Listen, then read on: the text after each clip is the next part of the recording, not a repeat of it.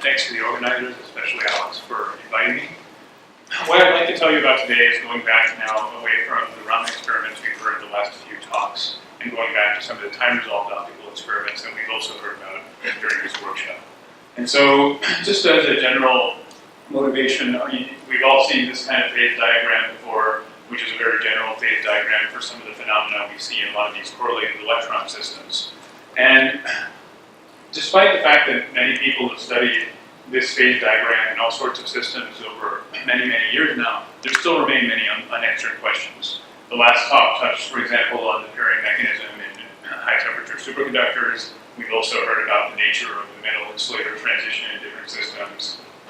We all know about things like the interplay between magnetism and coherence in heavy fermion systems. And there's other kinds of systems, like multiporoids, for example, where questions like what is the mechanism underlying magnetoelectric coupling are also heavily investigated right now. And so all these questions and many others have been studied using traditional approaches, but both primarily experimentally, they haven't fully been resolved yet. And so the question we asked in our group and have been kind of studying for many years is, okay, can we use time-resolved, ultra-fast optical approaches to kind of shed some light on these questions? And so with that motivation and an overview of what I'll talk about is really that in recent years, as Rick Haber touched on yesterday and Keith Nelson touched on this morning, there are many sophisticated ultra-fast optical techniques that have been developed. They go beyond all optical pump, optical probe spectroscopy, and they can really give us a lot of insight into the physics of materials and potentially allow us to control the properties of these materials in a non-contact, all-optical way.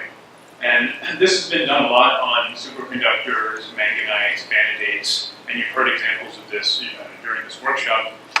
But there's other opportunities as well. Of course, heavy fermion materials have primarily been studied by all-optical pump probe techniques. Very little has been done using other techniques. And also magnetoelectric multiprobes, which I'll spend some time talking about today.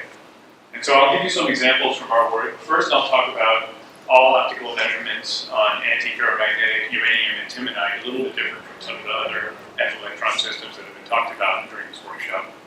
I'll talk about then how we can use a more sophisticated optical technique that really gives us more direct access to the relevant order parameters, in this case time-resolved second harmonic generation, to look at magnetoelectric coupling and manipulate the magnetoelectric coupling in ferroelectric, ferromagnetic heterostructure.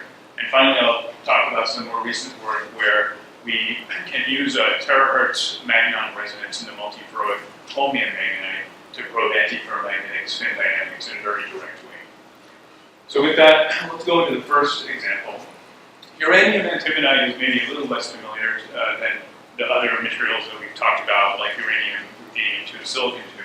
But it's basically an antiferromagnetic with a quasi-two-dimensional structure, moderately heavy 5F electrons, and the antiferromagnetic ordering temperature is 203 Kelvin.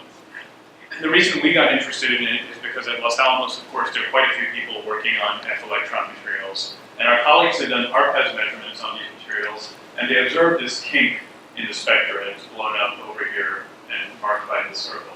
And as far as I know, what they told me was that this is the first kink in ARPES that was observed for any F-electron system. This was back in 2008. And they also did some theory that suggested that, as Alex Kemper talked about in his presentation yesterday, really these kinks are often due to electron-boson coupling. And so they did some theory that suggested that this was due to boson-mediated band renormalization in this case. But they didn't know what the nature of the boson is that's involved in this process. And so we wanted to see if we could understand something about this using all-optical pump probe spectroscopy. So we did just simple 1.5 eV pump, 1.5 eV probe, very low fluences, very much in the sensitive, barely perturbing the material at all regime. And what we saw was if we did this as a function of temperature, here's high temperatures above the nail temperature, and we go down and we keep on going down to the lowest temperature of 10 Kelvin, we see three relaxation processes. There's always this very long relaxation process, and we can attribute that to thermal diffusion. I won't go into the details here, but this is a pretty well-known thing we often see in these ultra-fast optical measurements, and that's always there at all temperatures. We also see a process that we denote with tau e, this time constant, which is really only there below 30 Kelvin. So you see this relatively fast relaxation process that goes away by the time we get above 30 Kelvin. And then at all temperatures, we have this process that we denote by tau s, which is also a relatively fast relaxation. And the other thing to note is that we have these oscillations in the signal, also at all temperatures, that are due to coherent phonons. And I'll talk more about that because it ends up being important in actually understanding the physics here. So we used simple exponential fits. We extracted the amplitude and time constants from our data, just like is usually done in these kind of experiments. And again, I'm not talking about the tau d, the thermal diffusion process anymore. I'm just focusing on the two faster processes, tau e and tau s. And you'll see why we label it this in a minute.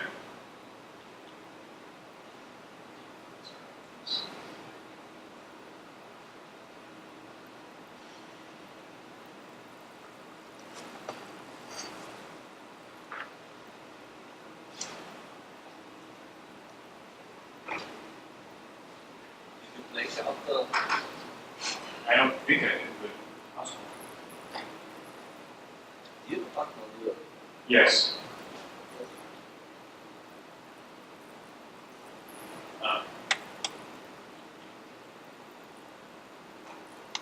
Okay, sorry about that.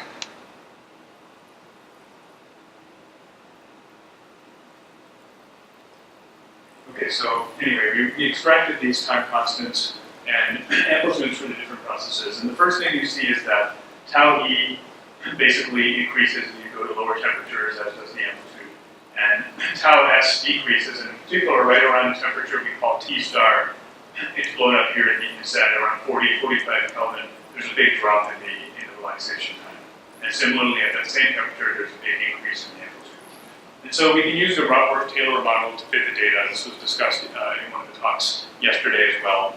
And again, it's a well-known model to fit the physics, to fit relaxation times in a system that has a pretty small gap. It's been applied a lot to superconductors as well as heavy fermions.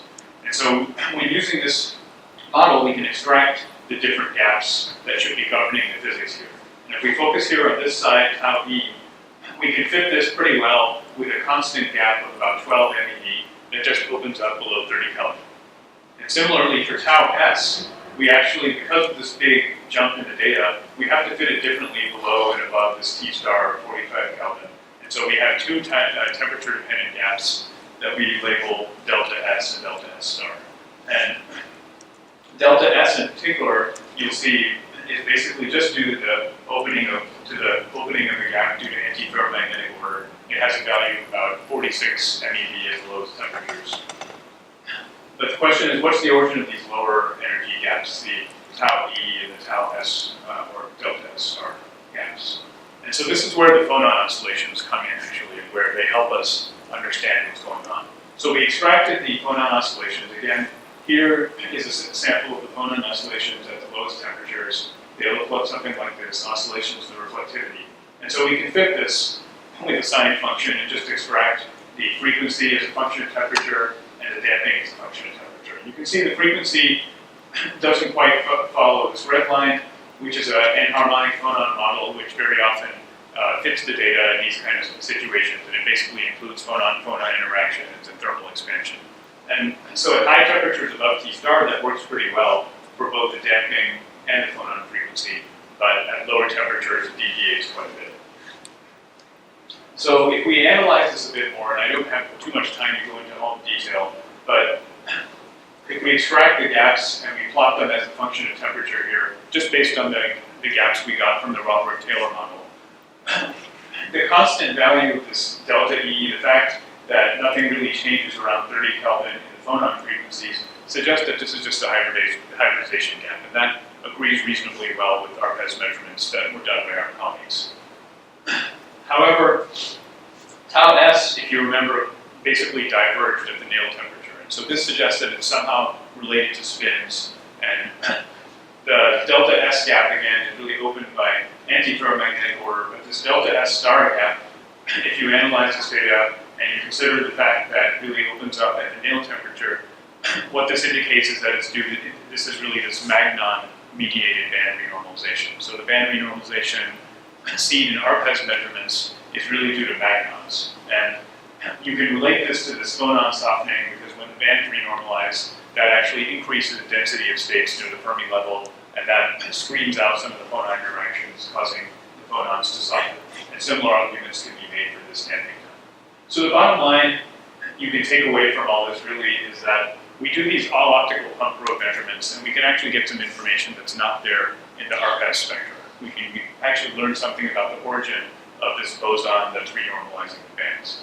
But as I said earlier in the talk, we kind of want to go beyond just all-optical pump probe measurements and use some more sophisticated techniques that really directly probe some of the order parameters that we care about in these systems. And so one of the best examples of this is when we've applied this to magnetoelectric multiferroics.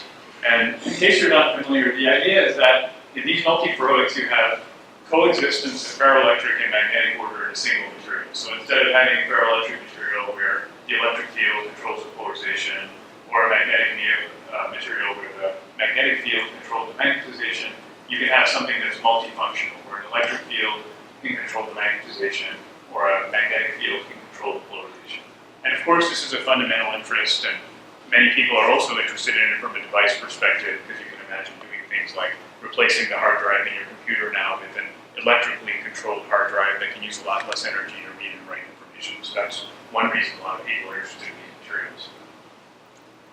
Now, these materials are interesting because, particularly in bulk multiferroics, there's many different mechanisms for magnetoelectric coupling, depending on exactly which class of materials we're talking about.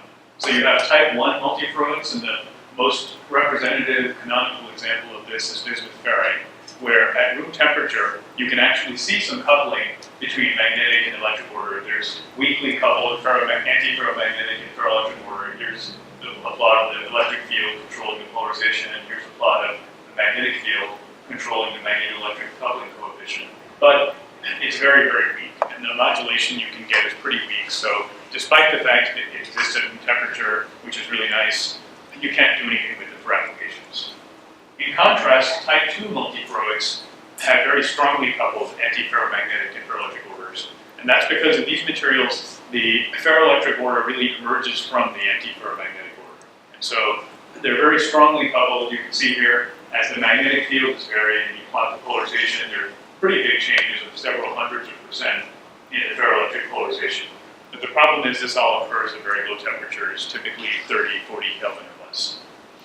So far, bulk multiferroics haven't really exhibited big enough values of magnetoelectric coupling at room temperature to make them practical for any sort of applications. And so that's when heterostructures of these complex oxides have come in. Maybe you probably are familiar with this example where about 10 years ago, by combining two wide bandgap insulators, lanthanum aluminate and strontium titanate, researchers were able to see that there was a high-density two-dimensional electron gas formed at the interface, and this was completely unexpected. And similarly, since then, people have been doing things like growing superconductor YBCO on top of the ferromagnetic manganite LCMO, or growing multiferroic bismuth ferrite on top of LSMO.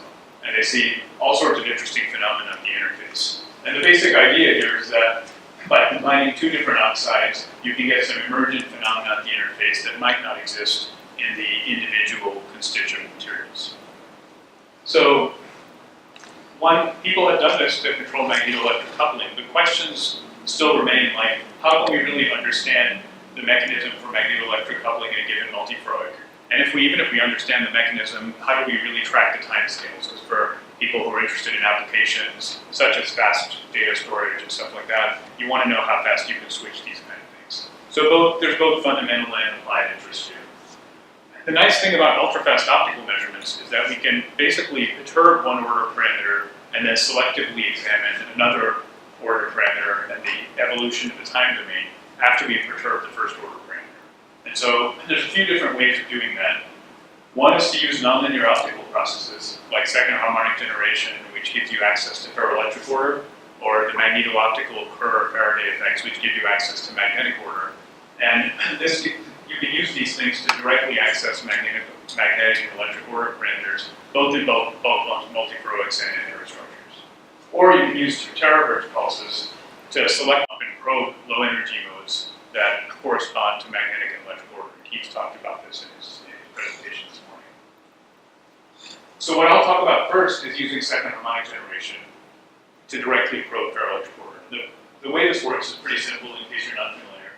In our case, we send in 780 nanometer femtocycling pulses, roughly red light. And we measure the reflection or transmission through the sample. In our case, we usually measure reflection. We filter out the initial 780 nanometer light, and we look for blue light that's generated by the sample. And the physics by which this is generated is simple. It's basically that SHG comes anytime you have broken spatial symmetry in the sample, any broken crystal inversion symmetry, which is there in all ferroelectric materials, and also there at any sort of surface or interface, will cause an SHG signal. And so this is actually a very nice selective probe of ferroelectric order, more than doing something like all-optical up-probe reflectivity or transmission. And moreover, you can get actually even more information. So of course we can plot this as a function of temperature, figure out where the ferroelectric polarization kicks in. But you can also do this as a function of the incident polarization and the output polarization. And when you do this, you can relate this to the nonlinear optical and piezoelectric coefficients and learn something about this crystal symmetry. So in some respects, you can actually get information similar to what you get using XRD or something like that, but arguably in a simpler way. Now, we wanted to do this on ferroelectric, ferromagnetic bilayers that are grown by some of our colleagues at Los Alamos, because these layers have been shown to have magnetoelectric coupling before. In static measurements that were done a long time ago, they were able to show that if you grow a ferroelectric like PZT on top of a ferromagnet like LSMO, then what happens is as you reduce the temperature, below the Curie temperature of the ferromagnet, you see this big increase in the magnetoelectric coupling. And the reason is because in an external magnetic field or just temperature-based ferromagnetic ordering modifies the magnetostriction in the ferromagnetic layer. So the atoms basically get closer together in the ferromagnetic layer due to magnetostriction. When they get closer together, this causes the atoms in the ferroelectric layer that's growing right on top of it to also get closer together. This changes the ferroelectric polarization. So the question is, can we do this in an ultra-fast way now? Can we manipulate it in a similar manner? And what we did was we optically modified ferromagnetic order in LCMO. Basically, we just hit it with the optical pulse and demagnetize it. And then we track the changes in a baryon-doped strontium titanate layer, which is ferroelectric below about 220 Kelvin. And we track that with time-resolved second harmonic generation. So we generate data that looks something like this, where we plot the photoreduced change in the second harmonic signal as a function of time between the two pulses and as a function of polarization of the input pulse. And so I can take some slices through this data to make it a little clearer. If we look here at the lowest temperature as a function of time and polarization, then what we see is that if we look at the SHG signal before we ever hit it with the pump pulse, you see a small change. That's just due to residual heating. We can relate this to our static SHG spectra and basically say, okay, what happens if we heat it up by 10 Kelvin and subtract the 2, and we get something that looks like this. But when we go to positive time delays now, you see that the signal develops and it has a peak. It looks, the shape as a function of polarization is quite different than what you get using just simple heating. So this is really a non-thermal change in the ferroelectric order. We can learn more by looking at this as a function of, at a given time as a function of temperature. And here you can see that basically only once you go below about 240 Kelvin do you see any change in the SHG signal. And so what this tells us is that the Curie temperature of our magnetic layer is on the order of also of 220, 230 Kelvin. So really only once the ferromagnetic layer is magnetized do we see any change. And we can get more if we just plot the SHG intensity. This is just a static second harmonic intensity as a function of temperature without any photoexcitation for a few different polarization combinations, where here P in, P out basically would mean that we come in with P polarization, and here we're measuring the output P polarization. S in, P out means we come in with 90-degree polarized light, and we still measure the output P polarization. And if you look at this as a function of time, what you get for S in, P out is kind of what you'd expect by looking at this and heating it up. But for P in, P out, you see a positive signal, which you could never get from heating this up because the SHG intensity decreases. So this is just more evidence that we have a non-thermal change. So what's actually going on? Well, it's pretty similar to what was seen in the static experiments, as you might expect. So before we did it with the pump pulse, in LCMO, we have basically this static spin contraction, and here the blue arrows correspond to the lattice contraction, the gray arrows correspond to the magnetic order. So here you have spins pointing in this direction, and the ferroelectric polarization is pointing out in the plane. Then we come in, we hit it with the laser pulse.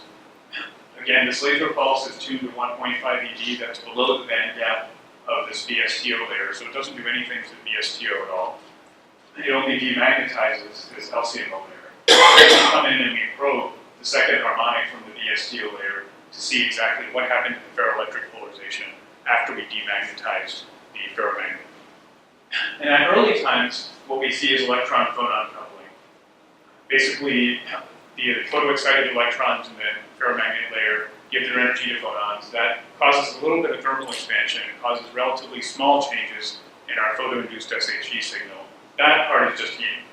But at longer times, we actually now see demagnetization due to spin lattice relaxation. This happens on a time scale of tens of picoseconds, roughly 50 picoseconds in our case. And that causes a much bigger change in the magnetic order of this ferromagnetic layer, and thus a much bigger change in the ferroelectric polarization. So our ferroelectric polarization really, the photoinduced change in it only reaches its maximum on a time scale of roughly 50 picoseconds. And that's kind of, if you start thinking about these things as devices, that tells you, okay, my limiting switching speed is really on this 50 picosecond time scale. And at much longer times, we see heat dissipation and everything returns back to equilibrium. So basically what we've done is use femtosecond pulses to demagnetize the ferromagnet and induce this magnetoelectric response that happens on a time scale that's really limited by spin lattice relaxation in this particular material, or this particular material system. But one can imagine doing more sophisticated things to selectively excite spins and control spin order in the LCMO layer using circularly polarized pulses, for example. And that would allow you to potentially make all of this faster. But that's something that needs to be investigated further. Okay, so the last thing I'll talk about now is similar to what Keith talked about this morning, where here the idea is that with this terahertz spectrum, if we start talking now about ultra-short terahertz pulses really overlap with many resonances in these correlated electron materials. For example, there's a soft mode in bismuth ferrite that really corresponds to ferroelectric order in that material. There's an electromagnon, an electrically active magnon in terbium magnetite. And then there's regular magnons in materials like lutetium magnetite. And all of this is within our terahertz pulse spectrum. So you can use terahertz pulses to probe the magnetic order or electric order corresponding to these resonances. And you can, of course, use it even to pump these resonances, but I won't be talking about that today. We're just using it to probe right now. So we did this on holmium magnetite, which is a multi-ferroic material that has ferroelectric order below 875 Kelvin, very high temperatures, and then it becomes a frustrated antiferromagnet below about 78 Kelvin. And the nice thing about this material is that when you probe it with terahertz pulses, this magnon mode that you see here, it gives us a nice sharp peak in the terahertz spectrum. So if we are at high temperatures, you have a relatively broad spectrum with no sharp peak. But as you go below the antiferromagnetic ordering temperature, you see this sharp peak develop, and at low temperatures, it's quite sharp. And it's really a nice indicator of magnetic order in the system. Basically, the restoring forces get stronger and stronger as we reduce the temperature, and the magnon mode gets sharper and sharper. So now the question is, okay, what if we optically photoexcite the system? We're exciting electrons now in the system. How does that change this antiferromagnetic order? And so we did this in an optical pump terahertz probe experiment. This is what the terahertz pulse transmitted through the sample looks like before we pump it. All these oscillations here, if you Fourier transform this, you get the spectra that I showed you in the previous slide. And then we photoexcite it.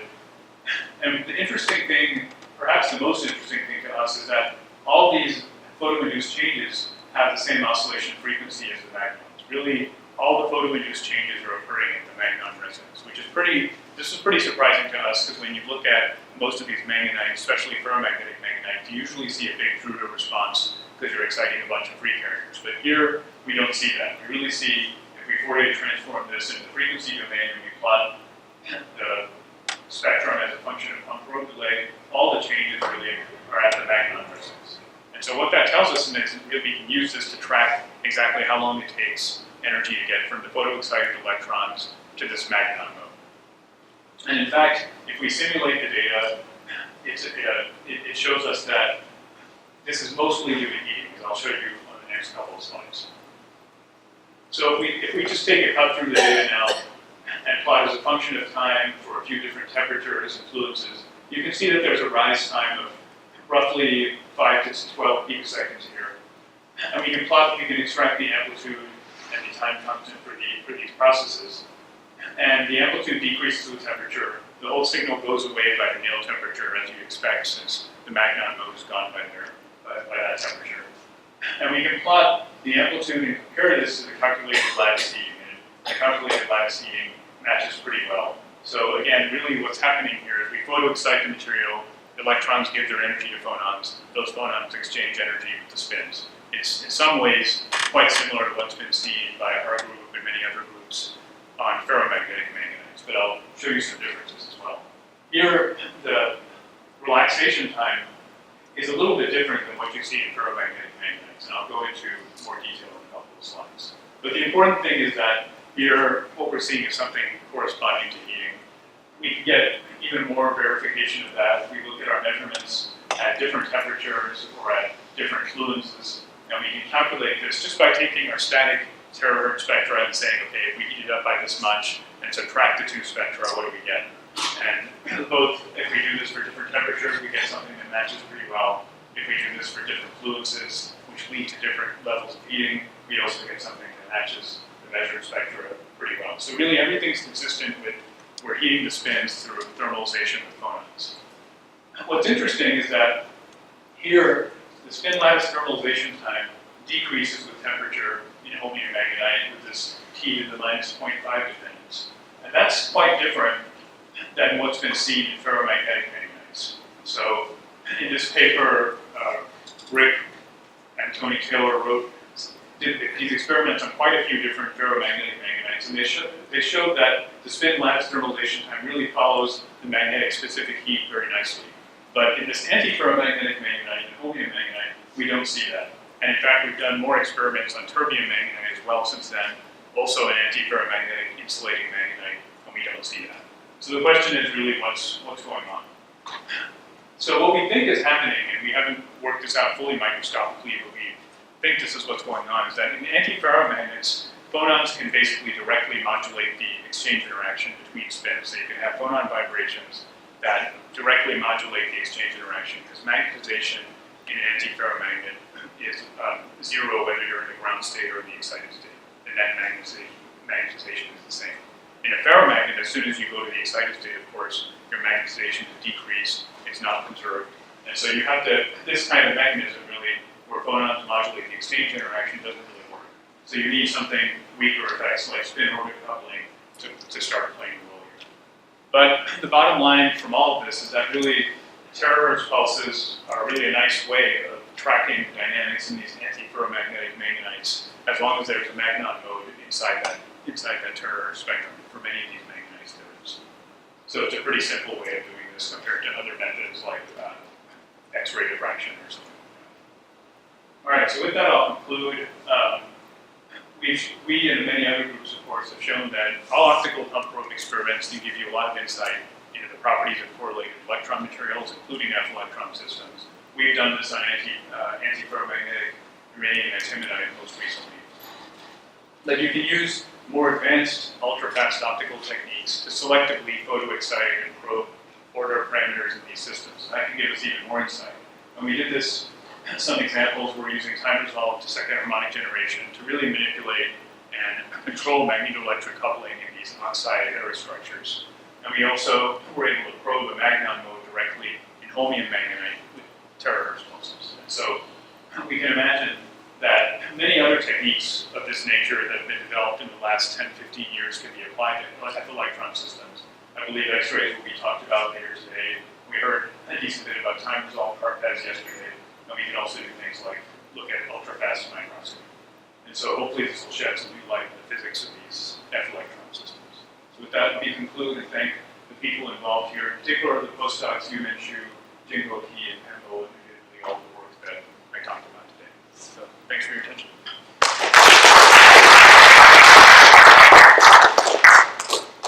Okay, questions? Keith? Not really a question. Please send us some of these samples.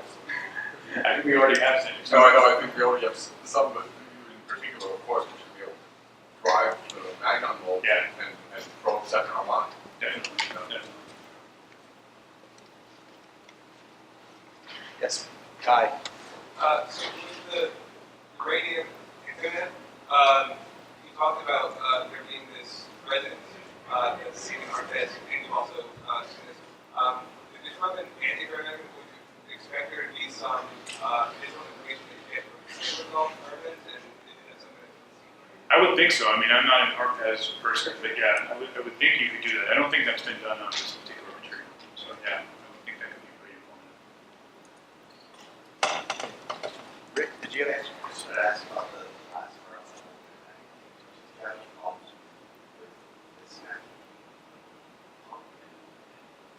Yeah, I mean, we definitely considered that. I mean, in the end, the mismatch is of course huge, but I mean, if you work it out, you can show that the dynamics are really all in that pumped layer. Yeah, it's a pretty small layer that's pumped.